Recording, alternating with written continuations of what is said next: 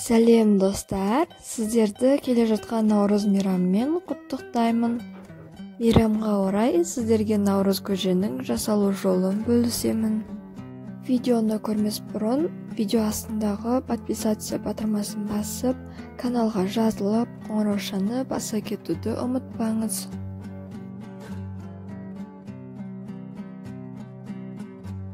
Ең алдымен етті кастролға салып қайнатамыз. Қандай етпен пісіру ол өз еркіңіз. Мен жылқының сүрленген етін пайдаландым, себебі ол көжеге күшті дәм береді. Қақпағын жауып, қайнатып, көбігін шығарамыз. Көжеге бидай, тары, сары бұршақ және күрішті қосамыз. Ең алдымен бидайды, сары бұршақты және күрішті қосып, жуып аламыз әбден.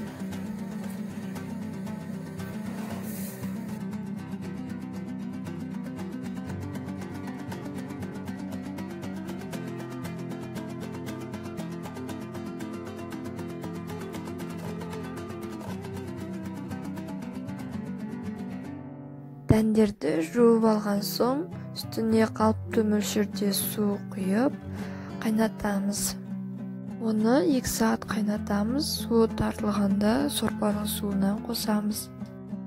Ет пен көже дайын болғанша сүзбені дайындай берейік. Сүзбеге қалыпты мөлшерде су құйып, араластырамыз. Әбден қою болғанша, жақсы болғанша араластырамыз.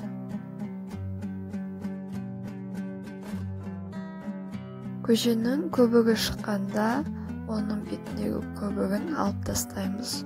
Сосын қақпағын жауып, тағы да қайната береміз.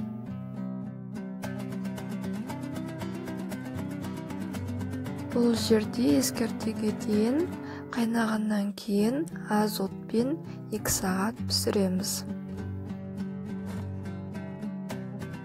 Міне етіміз де қайнады, көбігі шықты, көбігін сүзіп аламыз. Бұл сүрленген ет болғандықтан, оның көбігі аз болады.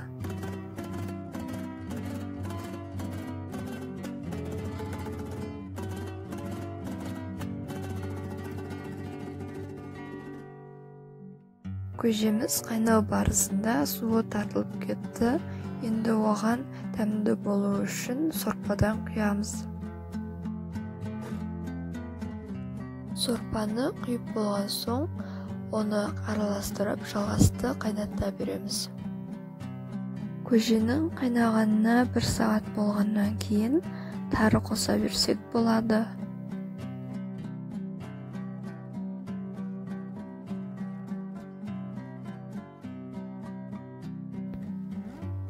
Еттің қайнағанына да 2 сағат болды.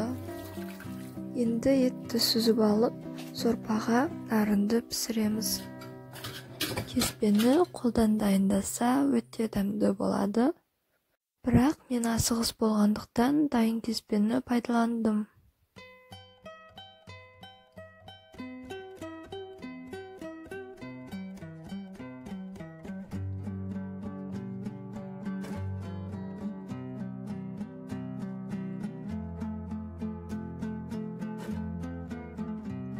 Біздің Наурызға арналған бешбармағымыз дайын болды.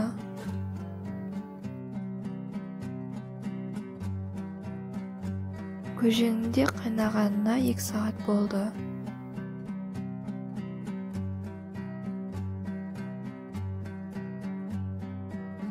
Көженің үстіне сорпа қосып, оның қоюлығын теңшейміз. Лайықты мөлшерде сүзбе қосамыз.